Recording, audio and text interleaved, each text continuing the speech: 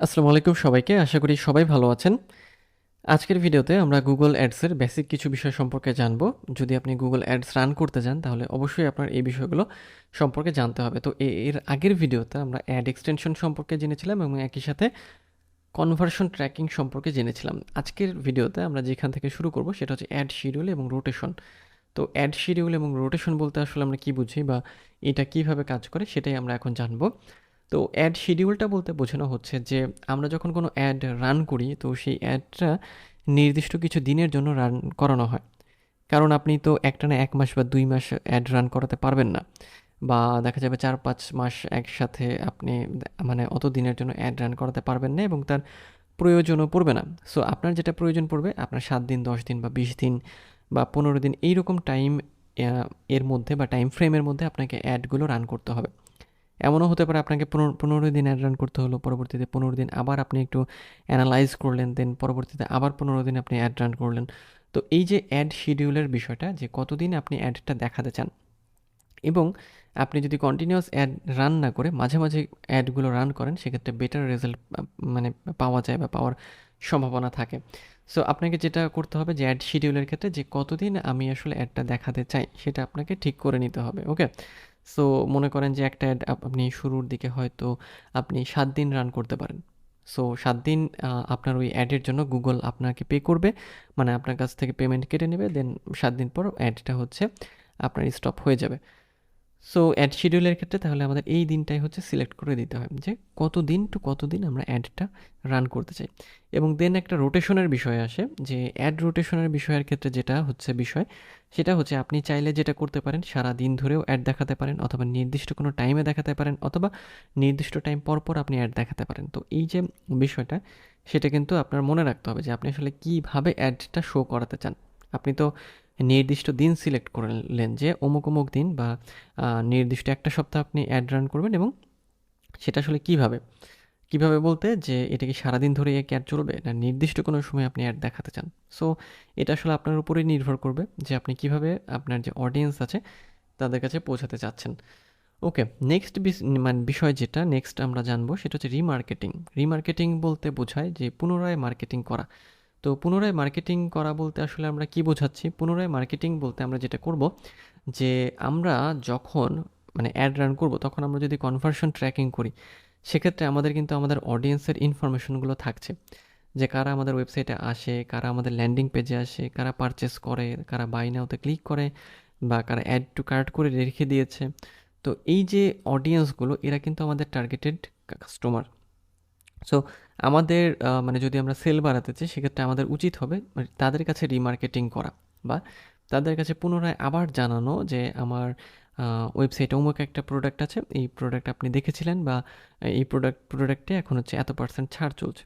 So এইভাবে আপনারা কিন্তু অনেক বেশি পরিমাণ সেল নিয়ে আসতে পারেন, কারণ যখন আপনি রিমার্কেটিং করবেন তখন অলরেডি আপনার কি আছে যে আপনার কাছে বা আপনার ডাটাবেসে হিউজ পরিমাণ একটা অডিয়েন্সের ইনফরমেশন আছে যারা আপনার টার্গেটেড কাস্টমার হবে বা হওয়ার সম্ভাবনা আছে। সো আপনি যদি রিমার্কেটিং করেন সেক্ষেত্রে অল্প সময়ের মধ্যেই তাদের সেলে কনভার্ট হয়ে যাওয়ার সম্ভাবনাটা অনেক বেশি থাকে।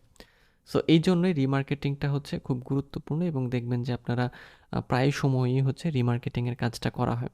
অর্থাৎ যারা আগে আমার ওয়েবসাইটে এসেছিল বা আমার যে প্রোডাক্ট আছে সেটার সাথে এঙ্গেজ হয়েছিল তাদেরকে আমি পরবর্তীতে আবার কি দেখাবো যে অ্যাড দেখাবো। আপনারা হয়তো জানেন যে আপনারা যদি কোনো ওয়েবসাইট ব্রাউজ করেন বা নির্দিষ্ট কোনো জায়গায় ভিজিট করেন দেখবেন যে পরবর্তীতে ওই রিলেটেড বেশ কিছু অ্যাড আপনার সামনে চলে আসে। সো সো কনভার্সন ট্র্যাকিংয়ের মাধ্যমে এই কাজটা করা হয়ে থাকে। নেক্সট বিষয় হচ্ছে আমাদের অ্যাড কোয়ালিটি অ্যান্ড রেলেভেন্স বা অ্যাড কোয়ালিটি এবং একই সাথে রেলেভেন্সের বিষয়টা। তো অ্যাড কোয়ালিটি বলতে যেটা বোঝানো হচ্ছে যে আমরা যদি যখন অ্যাড কপি লিখি, মানে অ্যাড কপি বলতে যে আমাদের অ্যাড আসলে কী যাবে, ধরে ধরে নেন আমাদের অ্যাডে কী যায়, একটা টেক্সট যায়, একটা ইমেজ যায়, অনেক ক্ষেত্রে ভিডিও যেতে পারে, তাই না? তারপর একটা হেডলাইন যায়, ইত্যাদি যাবতীয় বিষয়গুলো আমরা অ্যাড তৈরি করার জন্য মানে রেডি করি। সো ওটাই হচ্ছে অ্যাড কপি। তো এখন এই যে অ্যাড কপিটা আমরা তৈরি করছি বা আমরা অ্যাডটা তৈরি করছি সেই অ্যাডটা আসলে আমাদের যারা ইউজার মানে আমাদের যে বিজনেস সেই বিজনেসের যারা কি বলবো টার্গেটেড কাস্টমার তাদের জন্য আসলে মানে সঠিক হচ্ছে কিনা বা আমি কিওয়ার্ড ঠিকঠাক মতো দিয়েছি কিনা, আমার প্রোডাক্ট তাদের জন্য উপকারী কিনা। এই সবগুলো বিষয় যখন আমরা অ্যাডটা রান করতে চাই, গুগল কিন্তু ভাবে, এবং এই ভাবার ফলে সে কী করে যে একটা অ্যাড কোয়ালিটি নির্ধারণ করে যে অমুক অ্যাডের কোয়ালিটিটা হচ্ছে এরকম, এবং এর রেলেভেন্সি আছে। এই যে কাস্টমারদের সিলেক্ট করছে মানে টার্গেটিংয়ের সময়, তারা আসলে হ্যাঁ এই অ্যাডটা দেখতে পারে বা তাদের দেখার প্রয়োজন আছে। সো এই বিষয়টা হচ্ছে আমাদের অ্যাড কোয়ালিটির বিষয় এবং রেলেভেন্স। সো অবশ্যই আপনি যদি আপনার বিজনেসের জন্য অ্যাড রান করে থাকেন, অবশ্যই তো আপনার যে প্রোডাক্ট আছে তার সাথে আপনার যে অ্যাড কপি আছে সেটা অবশ্যই মিল থাকবে, এবং মিল রেখে যদি আপনি মানে অ্যাড কপি তৈরি করেন আপনার বিজনেসের সাথে বা আপনার প্রোডাক্টের সাথে, সেক্ষেত্রে আপনার অ্যাড কোয়ালিটিও অনেক বেশি পরিমাণে বেড়ে যাবে। নেক্সট হচ্ছে আমরা অ্যাড টেস্টিং সম্পর্কে জানবো। অ্যাড টেস্টিং বলতে আসলে কী বোঝানো হয় বা অ্যাড টেস্টিং জিনিসটা আসলে কি? অ্যাড টেস্টিংয়ের ক্ষেত্রে আমরা এবি টেস্টিংয়ের কথা বলতে পারি। যে এবি টেস্টিং হচ্ছে কোন জিনিসটা? এবি টেস্টিং হচ্ছে, মনে করেন আপনি একটা হচ্ছে অ্যাড রান করবেন বা আপনি একটা পোস্ট করবেন কোথাও, তো সেই পোস্ট করার জন্য আপনি ওই পোস্টের 2-3টে অ্যাড কপি রেডি করতে পারেন বা 2-3টা পোস্ট কপি। অর্থাৎ একই জিনিসকে আপনি বিভিন্ন রকমভাবে ঘুরিয়ে লিখবেন বা সাজিয়ে গুছিয়ে লিখবেন, দেন সেটার মাধ্যমে আপনি এবি টেস্টিং করতে পারেন যে আপনার কোন লেখাটা বা কোন পোস্টটা বা কোন অ্যাডটা আসলে আপনার কী হচ্ছে, খুব ভালো পরিমাণ রান করছে বা অডিয়েন্সের কী বলবো, যে অডিয়েন্সকে টার্গেট করতে পারছে। সো এই অ্যাড টেস্টিংয়ের মাধ্যমে আপনি কী করতে পারবেন, যে ডিটারমাইন করতে পারবেন বা মানে খুঁজে বের করতে পারবেন যে আপনার অমুক কপিটা আপনার অডিয়েন্সের জন্য পারফেক্ট হবে। সো এর মাধ্যমে আমরা যেটা অ্যাড টেস্টিংয়ের কথা বলছি সেটা সম্পন্ন করে নিতে পারেন এবং কী করতে পারেন, যে সুন্দর একটা মার্কেটিং মানে শুরু করতে পারেন, মানে রেজাল্ট পেতে পারেন এবং শুরু করতে পারেন। নেক্সট হচ্ছে আমরা যেটা দেখবো সেটা হচ্ছে কমপ্লায়েন্স অ্যান্ড পলিসিস। অর্থাৎ গুগল অ্যাডের কিছু কিন্তু গাইডলাইন আছে, কিছু পলিসি আছে, কিছু নিয়মকানুন আছে, কিছু টার্মস অ্যান্ড কন্ডিশনস আছে। তো আপনি যখন এই প্ল্যাটফর্মে অ্যাড রান করবেন, অবশ্যই আপনার এই বিষয়গুলো মাথায় রেখে কাজ করতে হবে, কারণ যেহেতু আমরা গুগলের প্ল্যাটফর্ম ব্যবহার করছি, অবশ্যই তাদের পলিসি আমাদের মাথায় রাখতেই হবে। এরপরে হচ্ছে যে আমরা পারফরমেন্স মনিটরিংয়ের বিষয়ে যাব এবং অপটিমাইজেশন। এখন পারফরমেন্স মনিটরিংয়ের বিষয়টা হচ্ছে, মনে করেন আপনি একটা অ্যাড রান করলেন, অ্যাডসটা আপনার চালু হয়ে গেল, চালু হয়ে যাওয়ার পরে এখন আপনি খেয়াল করলেন যে অ্যাডের হচ্ছে সিটিআরটা হয়তো কম বা সিপিসিটা হয়তো আপনি ঠিকভাবে পাচ্ছেন না। সেক্ষেত্রে আপনার কী করতে হবে, আপনি যখন সেটাকে মনিটর করছেন, মনিটর করার পরে ওটাকে আপনাকে অপটিমাইজ করতে হবে। বাজেট যদি কিছু কম বেশি করার প্রয়োজন হয়, আপনি তখনও সেটাকে অ্যাড করতে পারবেন।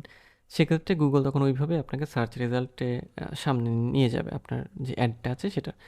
নেক্সট হচ্ছে আমাদের কিপ লার্নিং করতে হবে বা সবসময় আমাদের হচ্ছে আপ টু ডেট থাকতে হবে, কারণ গুগল হচ্ছে একটা ডাইনামিক প্ল্যাটফর্ম। অর্থাৎ দেখবেন যে প্রতিনিয়তই গুগলে আপডেট আসছে, বিভিন্ন রকমের আপডেট, এই আপডেট সেই আপডেট।